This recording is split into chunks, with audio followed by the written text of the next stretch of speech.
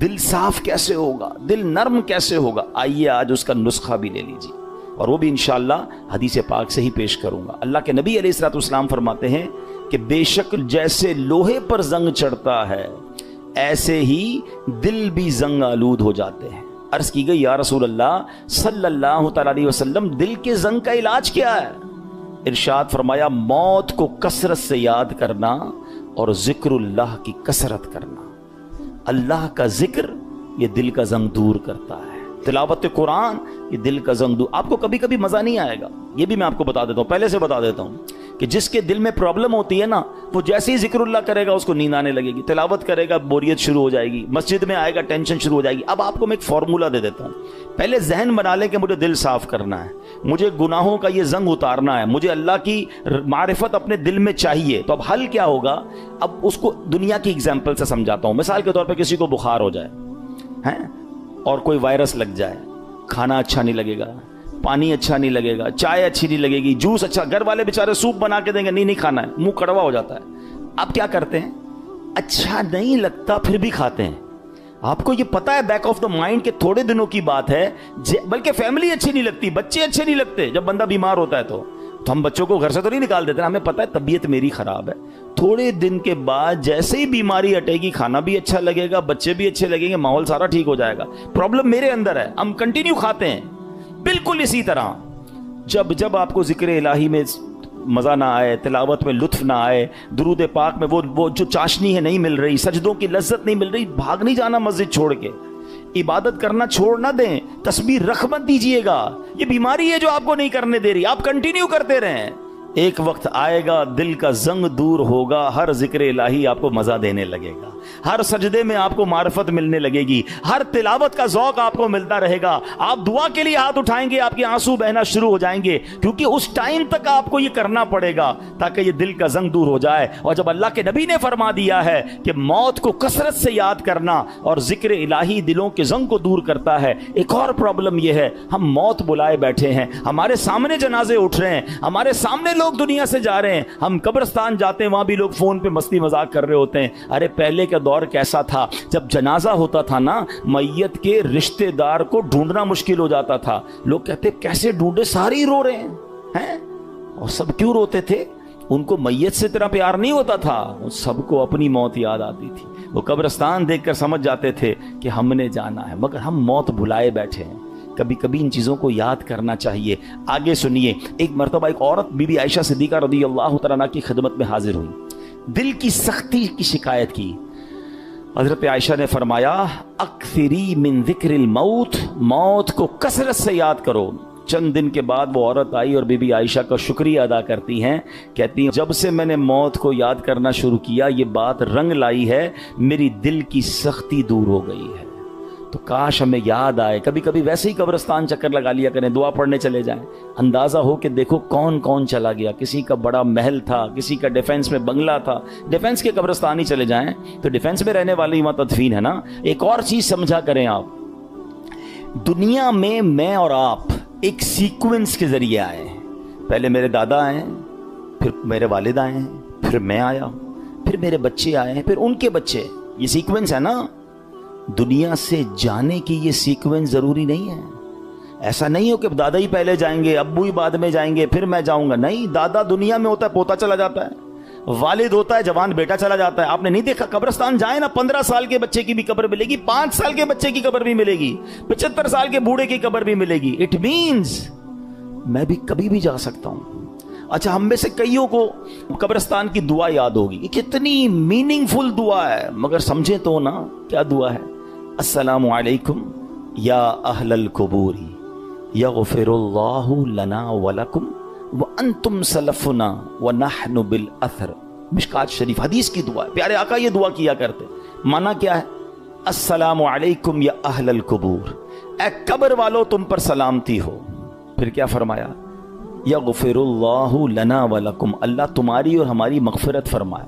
مگر جو اگلا جملہ ہے نا, انتم سلفنا وَنَحْنُ بِالْأَثْرِ, تم پہلے چلے گئے ہو, ہم بعد میں آنے والے. کاش یہ بات سمجھ آ جائے. کہ میرا ٹھکانہ وہی ہے, جانا ادھر ہی ہے. کون سی ترم خانی کام آئے گی, کون سا جاہو جلال کام آئے گا, کون سے پیسے کام آئیں گے, کون سی پراپرٹی کام آئے گی, سب کچھ ادھر رہ جائے گا. اعمال کام آئیں گے. 2 گز کی قبر ہے, اربوں پتی کو بھی لٹھے کا کفن ہے, اور فٹ پاتھ پر مرنے والے کو بھی وہی کفن ہے. یہ میرا لباس ہوگا, یہ میری قبر ہوگی. تو موت کو کثرت سے یاد کرنا یہ دل کو نرم کر دیتا ہے, یہ اس دل کی سختی کو دور کرتا ہے. اللہ اکبر. اے میرے پیارے اسلامی بھائیوں, اسی طرح اللہ والوں کی جو نگاہ ہوتی ہے نا, ہاں وہ کہتے ہیں نا, یک زبانہ صحبت با اولیاء بہتر از 100 سالہ طاعت بے ریا. سینکڑوں سال کی بے ریا عبادت ایک طرف, کسی ولی کامل کی صحبت ایک طرف. اللہ والوں کی صحبت میں بیٹھے, ان کی نگاہ سے, ان کی صحبت سے دل کا زنگ اتر جاتا ہے. ہاں اسی طرح علماء کہتے ہیں اللہ والوں کی دشمنی جو ہے نا, کسی اللہ والے کی گستاخی, چاہے گناہ تھوڑا تھوڑا کر کے دل سخت کرتا ہے, یہ وہ گناہ ہے جو ڈائریکٹ دل کو سخت کر دیتا ہے, دل بالکل مردہ ہو جاتا ہے جو اللہ کے ولی سے دشمنی کرتا ہے. تو یہ حدیث بھی بتا رہی ہے, قرآن کی آیتیں بھی بتا رہی ہیں کہ دل صاف ہونا چاہیے, دل اللہ کی رحمتوں کے نزول کی جگہ ہونی چاہیے. مگر جن کے دل سخت ہو گئے ہیں وہ غور کریں. اب آئیے میرے پیارے اسلامی بھائیوں, حدیث پاک, یہ دل کی سختی سزا کتنی بڑی ہے. اللہ کے نبی علیہ الصلوۃ والسلام فرماتے, ترمذی شریف کی حدیث ہے, ان ابعد الناس من اللہ قلب القاسی. فرماتے سخت دل والا سب سے بڑھ کر اللہ سے دور ہے. Nobody talk about it. کوئی بات ہی نہیں کرتا. ارے دل سخت ہے, یہ دل نرم ہے. اگر دل سخت ہو گیا نا تو پھر اللہ سے سب سے زیادہ دور وہ ہو جائے گا. حضرت مالک بن دینار جیسی عظیم ہستی کا فرمان سنو. فرماتے بندوں کو جو سزائیں دی جاتی ہیں ان میں سب سے بڑی سزا یہ ہے کہ بندے کا دل سخت کر دیا جاتا ہے. ہائے نہ نماز میں دل لگے, نہ تلاوت میں دل لگے, نہ دعا میں آنسو بہیں ہیں, نہ ہدایت کی بات اچھی لگے. لوگ نعتیں سن کر رو رہے ہوتے ہیں اور ہم کہتے ہیں بند کرو یار, مزہ نہیں آ رہا. یعنی کوئی اچھی بات دل پر اثر نہیں کر رہی. تو چیک کرو کہ یار یہ دل سخت تو نہیں ہو گیا, دروازہ تو بند نہیں ہو گیا. یہ سب سے بڑی سزا ہے. حضرت مالک بن دینار کہتے ہیں بندے کو جو سب سے بڑی سزا دی جاتی ہے وہ اس کا دل سخت ہو جاتا ہے. کسی مسلمان کو تکلیف میں دیکھ کر ہمیں تکلیف محسوس کیوں نہیں ہو رہی ہے؟ کوئی بیچارہ غریب پریشان ہے, اس کو دیکھ کر مجھے فیل کیوں نہیں ہو رہا؟ اگر ہو رہا ہے اللہ کا شکر ادا کریں. اگر مسجد میں آنے کو جی چاہتا ہے اللہ کا شکر ادا کریں, اور مسجد میں آ کر بھاگنے کو جی چاہتا ہے, there is something wrong in your heart. اس سے بڑھ کر رحمتوں والی جگہ کون سی ہے؟ ہونا کیا چاہیے؟ اللہ کے گھر میں آؤں تو پیس, سکون, مزہ آ جائے. مگر کچھ لوگ مسجد میں آ کر بھی بے چین, آخر میں آئیں گے سب سے پہلے جانے کی کریں گے. خود سوچئے کیوں مجھے بے چینی ہوتی ہے؟ موبائل پر گھنٹوں بیٹھ جاؤں گا, دوست کے ساتھ چائے پینے گھنٹوں بیٹھ جاؤں گا, اللہ کے گھر میں مجھے تکلیف کیوں ہو رہی ہوتی ہے؟ جب تک بیماری کو ڈائگنوس نہیں کریں گے نا پھر حل نہیں ہوگا. آج میں آپ کو علاج بھی بتاؤں گا. اب آئیے دل کی سختی کے اسباب. What is the reason? نبی پاک علیہ الصلوۃ والسلام فرماتے ہیں ذکر اللہ کے علاوہ زیادہ کلام نہ کرو, بے شک زیادہ باتیں کرنا دل کو سخت کر دیتا ہے. یہ بہت جو بولتے رہتے ہیں نا, بہت بولتے رہتے ہیں, زیادہ باتیں نہیں. قلیل الکلام, اللہ کا ذکر کریں, تلاوت کریں, کم بولیں. کیونکہ زیادہ بولنے والا غلطیاں بھی زیادہ کرتا ہے نا. جھوٹ بھی نکل جائے گا, غیبت بھی نکل جائے گی, دل آزاری بھی ہو جائے گی, معاذ اللہ احساس نہیں ہوگا, علم نہیں ہوگا تو کلمہ کفر بھی نکل جائے گا. کم بولیں, سوچ کے بولیں. ایک جملہ سنا ہوگا آپ نے, پہلے تولو بعد میں بولو. ہم بول کے تول رہے ہوتے ہیں, پھر پچھتا رہے ہوتے ہیں یار نہیں بولنا تھا, یار کیا بول دیا, یار مسئلہ ہو گیا, جھگڑا ہو. پہلے سوچ لیتے ہیں نا. آپ کے کسی بھی باڈی پارٹ کے گرد گارڈ نہیں بٹھائے گئے. یہ زبان ہے جس کو 32 گارڈ کا پہرا دیا گیا ہے. 32 دانت کے پیچھے زبان ہے نا, مگر جب یہ چلتی ہے سارے گارڈز پیچھے چھوڑ کر کسی کا دل توڑتی ہے, کسی کا سر پھوڑتی ہے, کسی کے خاندان برباد کر دیتی ہے. سوچئے زیادہ بولنا دل کو سخت کر دیتا ہے. یوں ہی زیادہ ہنسنے سے بھی دل سخت ہو جاتا ہے. حدیث پاک میں ہے ان کثرت الضحک تمیت القلب, بے شک زیادہ ہنسنا دل کو مردہ کر دیتا ہے. ہر وقت ہنسی مذاق, کچھ لوگ ہوتے ہیں جن کا کام یہی ہوتا ہے, تو ہر وقت نہیں ہوتا. کبھی کبھی مزاح کرنا اور ہے, مگر ہنسی مذاق میں بھی دل آزاری کی اجازت نہیں ہے نا. آپ مسکرانے والی بات کریں اچھی بات ہے, لیکن ہر وقت ایک ہی کام میں لگے ہوئے ہیں اور پھر جھوٹ بول بول کے ہنسا رہے ہیں, یہ دل کو مردہ کر دیتا ہے. اچھا پھر زیادہ کھانا، بالخصوص حرام حلال کی پرواہ کیے بغیر کھاتے چلے جانا، یہ بھی دل کو مردہ کر دیتا ہے۔ تو اللہ کرے کہ یہ بھی ہمیں سمجھ آ جائے۔ آپ جب بھی دیکھ لیں آپ زیادہ کھائیں گے، آپ کو عبادت کو جی نہیں چاہے گا، آپ کو نیند آنے لگے گی، سستی ہو جائے گی۔ رمضانوں میں لوگ زیادہ عبادت کرتے ہیں، جو کم کھاتے ہیں آپ دیکھیں وہ عبادت زیادہ کر رہے ہوں گے۔ تو کم کھانا، اور حرام سے تو پہلے ہی بچنا ہے، حلال ہی کھانا ہے۔ اور دل کو سب سے زیادہ جو نقصان دینے والی چیز ہے نا، موسٹ ڈینجرس، وہ ہے گناہ۔ گناہ کا جو سائیڈ ایفیکٹ ہے نا، جو گناہ چھوٹا ہو یا بڑا، جتنا بڑا گناہ ہوگا وہ اتنا دل کو افیکٹ کرے گا، مگر ہر گناہ دل کو ڈیمیج ضرور کرتا ہے، اس میں روحانیت کم کرتا ہے، اس کے اندر یوں سمجھیے برائی، جیسے جیسے برا ہوتا برائی کرتا جائے گا، پھر کچھ لوگوں کی کنٹینیو عادت ہوتی ہے برائی کی، وہ دل کو سخت کر دیتی ہے۔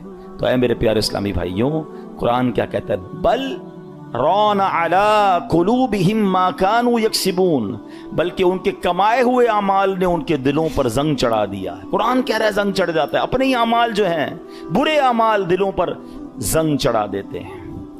اب یہ تو ہو رہا ہے، ہم تو کر رہے ہیں۔ جان لو کہ اللہ تمہارے اعمال سے ہرگز بے خبر نہیں ہے، جو کچھ ہم کر رہے ہیں نا سب اللہ دیکھ رہا ہے۔ ہم بعض اوقات لوگوں سے، رشتہ داروں سے، دوستوں سے چھپانے کی کوشش کر رہے ہوتے ہیں، شہر تبدیل کریں گے، علاقہ تبدیل کریں گے، دروازہ بند کر دیں گے، دنیا میں کوئی نہ دیکھ لے۔ بار بار قرآن انڈیکیٹ کر رہا ہے وَمَا اللَّهُ بِغَافِلٍ عَمَّا تَعْمَلُونَ، اللہ تمہارے اعمال سے ہرگز بے خبر نہیں، وہ دیکھ رہا ہے۔ تو کاش یہ خیال دل میں راسخ ہو جائے کہ میں جو کچھ کرتا ہوں، اچھا کر رہا ہوں یا برا کر رہا ہوں، رب دیکھ رہا ہے۔ پھر اس کے بعد تمہارے دل سخت ہو گئے۔ یہ کس کی بات ہو رہی ہے؟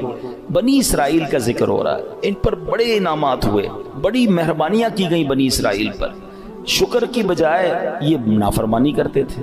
فرعون سے اللہ نے نجات دی، پھر انہوں نے ناشکری کی، تورات عطا کی، پھر ناشکری کی، بچڑے کی پوجا کی، اللہ نے اس میں توبہ کی توفیق دے دی، پھر ناشکری کی، 70 افراد کو کوہ طور پر بلایا، انہوں نے پھر ناشکری کی، انہیں منو سلوہ عطا کیا، پھر ناشکری کی، انہیں قدرت کی نشانیاں دکھائیں، پھر ناشکری کی۔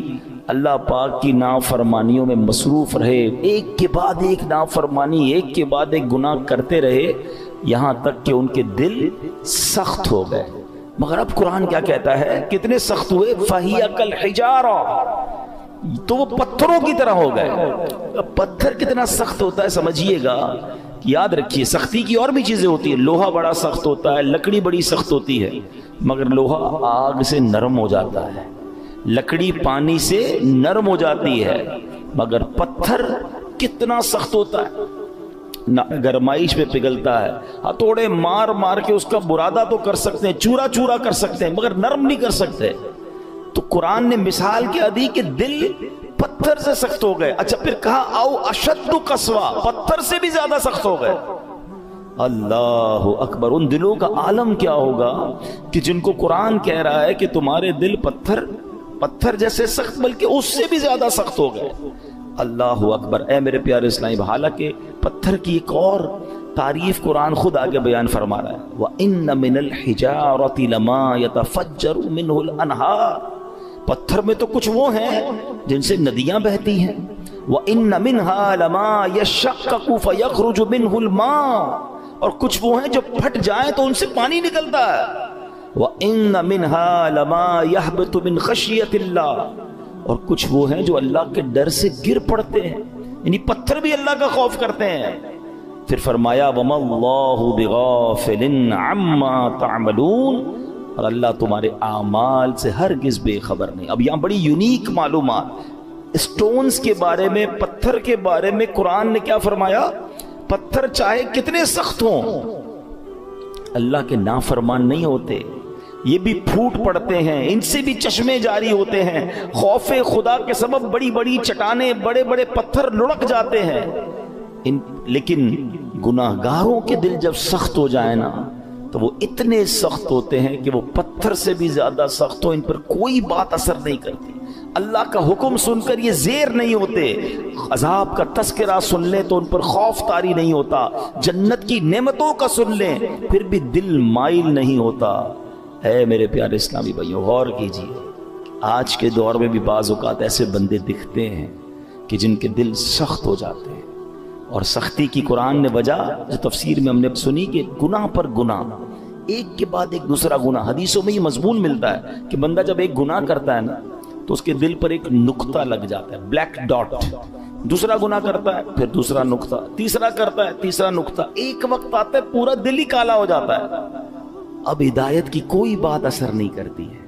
اسی لیے کہتے ہیں نا، جیسے ہی گناہ ہو جائے ویسے ہی توبہ کر لو، جیسے ہی نافرمانی ہو جائے ویسے ہی نیکی کر لو۔ کلیریفائی ہونا چاہیے، ہارٹ پیور ہونا چاہیے، آنسو بہایا کرو اللہ کی بارگاہ میں کہ یہ دلوں کو دھو دیتا ہے، دلوں کو صاف کرتا ہے، بندہ خوف الہی سے لرزتا رہے۔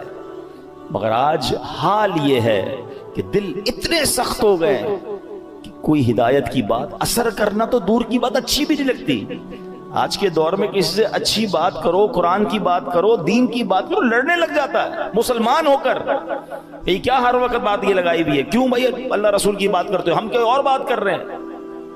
خود سوچیں، ہمیں ہر اس شخص کو سوچنا چاہیے کہیں دل سختی کی طرف تو نہیں جا رہا ہے۔ اچھا، اب پتھروں میں شعور ہوتا ہے، یہ بڑی عجیب بات آج ہم نے سنی، شاید سب بہت ساروں کے لیے نئی بات ہوگی۔ مفتی احمد یار خان نعیمی بہت بڑے مفسر قرآن ہیں، فرماتے ہیں اس سے معلوم ہوا کہ پتھروں میں بھی شعور ہوتا ہے۔ یہ الگ بات ہے کہ ہمیں ان کے شعور کی خبر نہیں ہوتی۔ قرآن میں ایک اور جگہ اللہ نے ارشاد فرمایا، اور داؤد کے ساتھ پہاڑوں اور پرندوں کو تابع بنا دیا کہ وہ پہاڑ اور پرندے تسبیح کرتے ہیں۔ ہاں، پرندے تو تسبیح کرتے ہیں، پہاڑ بھی اللہ کی تسبیح کرتے ہیں۔ آپ نے نہیں سنا ابو جہل کے ہاتھ میں کنکر تھے نا، کیا آ کر کہا تھا اس نے اللہ کے نبی کو کہ اے محمد صلی اللہ علیہ وسلم، اللہ کے سچے نبی ہو تو بتاؤ میری مٹھی میں کیا ہے۔ اللہ اکبر، نبی پاک کا کیا خوبصورت جواب تھا، فرمایا میں بتاؤں تیری مٹھی میں کیا ہے؟ جو تیری مٹھی میں کنکر ہے بتا دے میں کون ہوں۔ اور پھر کنکروں نے کلمہ پڑھنا شروع کر دیا، تو پتا چلا کہ پتھر بھی اللہ کی تسبیح کرتے ہیں۔ اور اللہ اکبر، اور احد پہاڑ کے بارے میں کون نہیں جانتا؟ اللہ آپ کو مجھے بار بار مدینہ پاک کی حاضری نصیب فرمائے۔